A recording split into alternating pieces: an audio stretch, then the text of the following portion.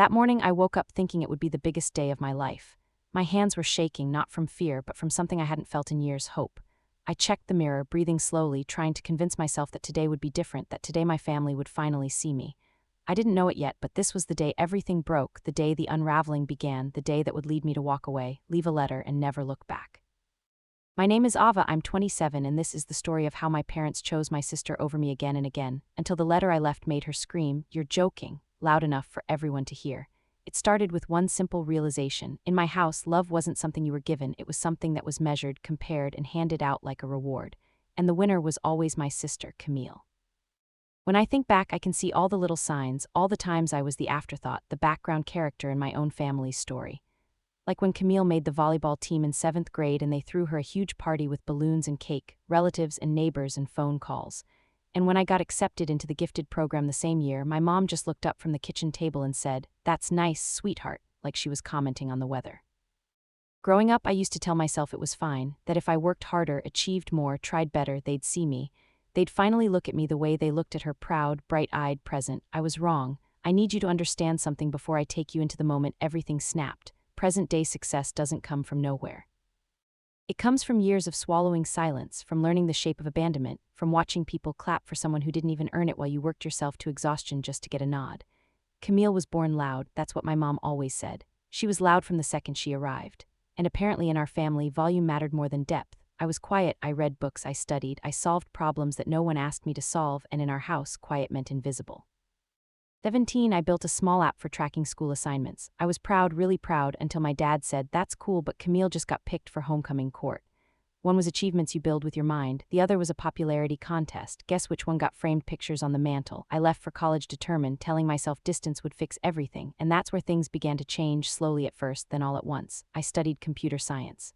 Alone. Nobody came to visit parents' weekend. They went to my sister's cheer competition instead. Birthday calls, if it was Camille's birthday, nobody remembered. I learned to be independent, which is just a softer way of saying I learned how to survive without the people who were supposed to love me. Fast forward to graduation. The big one, engineering degree, honors, a job offer already in hand, and the hope, stupid, stubborn hope that maybe this time they'd show up. I ordered my cap and gown months in advance. I sent the graduation date to the family group chat. My mom heart reacted, my dad said got it, and Camille didn't reply because Camille never replies to me. 2 days before the ceremony, I called my mom just to check. "Are you guys still coming?" She hesitated. That hesitation, I swear, was like a knife slowly sinking in. "Oh, sweetheart, about that. Camille has tryouts for a coaching position that morning. You know how important that is for her future. Her future, not mine." I just sat there in silence, clutching my phone so tight my nails dug into my palm. "But it's my graduation. I know, baby, and we're proud of you. We'll celebrate when you come home." I wanted to scream, but all I managed was, "Sure, okay." That night I cried, not loud, not dramatic, just quiet tears like I'd been practicing my whole life. Graduation day came. Everyone else's families filled the stadium with posters and flowers and cheers. My row marched forward. When they called my name, the applause sounded like it echoed through a hollow space. All I could hear was the absence, the missing presence of people I wished had bothered to show up. After the ceremony, friends hugged their parents, took pictures, laughed loudly in the sunlight. And I went back to my tiny apartment alone, hung my gown by the door, and ordered takeout. That was the moment something changed in me. Something froze, something hardened. I smiled at myself in the mirror and said out loud, "Okay, fine." And then I made a decision that would change everything. If I was invisible to them, I'd become unforgettable everywhere else. I packed my bags and moved to San Francisco for a job at a startup. I was 22, terrified, clueless, hungry, but hunger is beautiful. Hunger builds empires. At work, I became known as the girl who stays last. I took every problem, every nightmare bug, every impossible timeline. I learned what people mean when they say pressure turns coal into diamonds. I wasn't coal anymore. I was becoming something sharp. Within 3 years, I wasn't just an engineer, I was a lead developer. I created a new data optimization system that cut computing costs by 68%. The CEO called me into his office and said, "We're making you a partner." Me. The girl whose mom missed her graduation to watch her sister chase a gym job. I called home to tell them. They didn't pick up. I didn't try again. A year later, I started my own company, a platform for predictive data analytics for mid-sized businesses. Boring to most people, but revolutionary for anyone stuck tracking endless spreadsheets manually. I worked day and night. I forgot birthdays, even my own, because I was building something real, something that belonged to me. Meanwhile, Camille still lived at home, still posting selfies, still waiting for life to hand her things. And then came the email. Forbes, they wanted to include my startup in their top 30 growing tech companies to watch. I stared at the screen, light from my laptop blurring into tears that I didn't even feel falling. I wasn't emotional because of recognition. I was emotional because for the first time in my life, what I built couldn't be ignored. I sent the article link to my mom. Delivered. Seen, no reply. That was when I knew the truth. It wasn't that they forgot me. It was that they never saw me in the first place.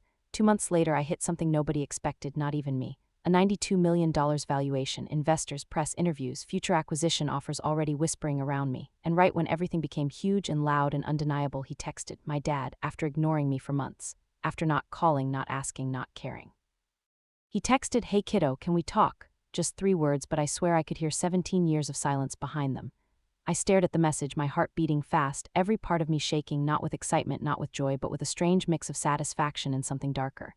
Before I replied, before I agreed to hear what he had to say, I did something that would ignite everything that came next, the fights, the screaming, the letter, the moment Camille yelled, you're joking. Loud enough to wake the dead, I typed back one sentence. About what? That was where everything began to burn when I sent that text. About what? I didn't know it would start a chain reaction that would drag old wounds out of dusty corners, expose every hidden resentment, and flip my entire family dynamic upside down. The typing dots appeared immediately, like he'd been waiting for me to say something, anything, like he'd been rehearsing this moment for days. He replied, saw the Forbes thing. We're proud of you, let's talk about coming home for a visit. Proud. He used that word like it wasn't a stranger in our house, like it wasn't something I used to wait to hear and never did. I didn't answer right away. Instead, I stared at the message until the background of my phone went dim. For a second, a stupid part of me wanted to believe it, that maybe things were changing, that maybe this was the beginning of something real. But then I thought about every voicemail I left that went unanswered, every birthday they forgot, every holiday I spent alone while they posted group photos with Camille. I didn't give him a yes, I said something neutral, something safe, I'll think about it. But the truth, I was already thinking about something bigger, something that would finally make them see. I flew home 2 weeks later, not because they asked nicely, but because investors had been calling me nonstop, offering ridiculous funding numbers, and I had a plan forming in the back of my mind like a storm slowly pulling itself together. When I landed in our hometown, the airport smelled exactly the same, coffee, pretzels, and that weird mix of disinfectant and stale air conditioning. My dad picked me up. Looking at him in person after so long felt surreal, like I was staring at a ghost that used to make me small. He hugged me, awkward and too long, like he was trying to make up for years in one gesture. But that's the thing about absence, you can't fix it with presence later, it leaves permanent cracks. Your mom's cooking dinner, he said with forced cheer. Everyone's excited to see you. Everyone always meant one person, Camille. When we pulled up to the house, I saw balloons on the porch, pink and gold, like some kind of celebration. For one stupid second, my heart jumped and I thought maybe, just maybe, this was about me. And then Camille walked out wearing a sash, literally a sash that said Coach of the Month. I swear you could hear the universe laughing. Surprise, my mom squealed. Camille won an award, that was my welcome, not congratulations Ava, not we're so proud of you Ava. No cake, no banner, no mention of a $92 million valuation. But Camille got balloons and a sash for a gym job award that probably came with a free tote bag. Inside at dinner, they barely asked me questions. My mom had her phone out, taking pictures of Camille in different poses with her sash like some parent paparazzi. My dad kept talking about a local business in town that was closing and how someone with brains should buy it and flip it. I sat there eating cold roast chicken, silent, invisible again. And that silence is where something new grew, not sadness, not disappointment, something colder, quieter, resolve. After dinner, I asked my mom for a minute alone in the kitchen. She looked startled, like I was interrupting a photo shoot. So what did you want to talk about? She asked, wiping the counter though it was already clean. I said, do you know what Forbes wrote about me? She blinked. Oh honey, your father told me something about it. We didn't have time to really read it. Things have been crazy with Camille's coaching schedule. My throat tightened, but I held it. I refused to let emotion leak. It's not just an article, I said. I run a company now, a big one. That's nice, she said, just like she did when I got into the gifted program all those years ago. Nice, that word again, a word that never meant pride. That night, I slept in my old room. Posters still on the wall, quiet, untouched, like a time capsule of a girl nobody cared to update. At 2 a.m, I woke up and opened my laptop. I started typing a letter, words that came not from anger but from exhaustion. A letter that wasn't meant to hurt them, it was meant to finally tell the truth. I wrote everything, how it felt to be overlooked, how they cheered for mediocrity while ignoring success, how I was done trying to earn love in a system where points were rigged. And then I wrote something I didn't plan. I'm buying a property in town, not to live here, to run something of my own, you'll know soon. The next morning, I visited the local courthouse. If you've ever been in a small town courthouse, you know the energy, bored employees with coffee cups, overhead lights buzzing, stacks of paper older than some people's marriages. I filed paperwork. I bought the property my dad mentioned, the one closing down, a full commercial building, prime spot, under my name only. Cash. When I told my dad at dinner, his face shifted, something between shock and calculation. You bought it, he said slowly. Yes, he leaned back. Well, maybe your sister could help run it. She's good with people, she has presence. You've got the money, she's got the personality. You could be a team. A team like I was a wallet and Camille was value. I laughed out loud, sharp, uncomfortable. I bought it, I said again, slower this time. I didn't ask permission, I don't need help. My mom interjected, sweetheart, family supports family. You can't just shut Camille out. There it was, the truth naked. Family supports family, which meant I support them, not the other way around. 2 days later my aunt called, then my uncle, then my grandmother. The news spread, Ava bought a building. Ava's rich now, Ava's important. And suddenly people wanted to remember who Ava was. They invited me to family dinner, just us, just to talk. I knew what it was before I walked through the door. They wanted a piece. We sat at a long table, everyone pretending to be polite, smiling too much. The air was thick, not with warmth, but with opportunity. My dad cleared his throat. We've been thinking, he said carefully, that maybe you should consider putting Camille's name on the deed too, just in case anything happens. Anything happens, I almost dropped my fork. You want me to give ownership of a building I bought with my money, I said slowly to Camille. My mom nodded like it made perfect sense. It would be fair, that word tasted like rust. I looked at Camille. She didn't look guilty, she looked expectant, entitled, like this was normal, like life existed to hand her things with my signature. I said no, that was all, just no. My father's face reddened. We're family, he snapped. Exactly, I said, and family doesn't ask for deeds. That night I left the letter on the kitchen counter, the letter I had written at 2 a.m., words spilling like truth serum. You didn't show up for me, you didn't clap for me, you didn't choose me. I'm done trying to earn a place in a house that was never mine. And at the bottom, the building is mine, the future is mine, and no, Camille can't have any of it. I slept at a hotel that night. At 6 a.m, my phone exploded with notifications, missed calls, voicemails. Texts in all caps, and then one message from Camille, a voice recording, her voice shaking with rage and disbelief. You're joking, you're actually joking, but I wasn't joking. That moment, that scream, is the exact second everything broke open, because they weren't just angry, they were threatened. And in the days that followed, they did something unthinkable. They tried to take me to court. When Camille screamed, you're joking, I thought that was the peak, the loud, ugly climax of a lifetime of imbalance. But it was just the warning before the earthquake, the sound before collapse. Because within 48 hours I realized something that would have made the old version of me curl up and cry. My family wasn't just angry. They were willing to fight legally to take something that didn't belong to them. On a Tuesday morning I got a knock at the hotel room door. A man in a wrinkled gray suit handed me an envelope and said 3 words that froze my spine: consider yourself served. Inside was paperwork, petition for partition, request for declaratory relief, and my sister's name right beside my father's and mother's. They were claiming that because I was a member of the family, anything I purchased in town was in essence family property. And they wanted a judge to put Camille's name on my deed. I laughed when I read it, not because it was funny, but because it was pathetic. They couldn't win. Legally, they had no case. But emotionally, socially, psychologically, it felt like a knife pressed to my throat. Because where I come from, court isn't just paperwork, it's betrayal made public. I called a lawyer, not just any lawyer, someone who'd handled the ugliest business family disputes in the state. He was calm, older, wearing glasses that made him look like he'd already seen every kind of human selfishness and didn't flinch anymore. After explaining everything, he leaned back and said, your case is easy, their argument is nonsense.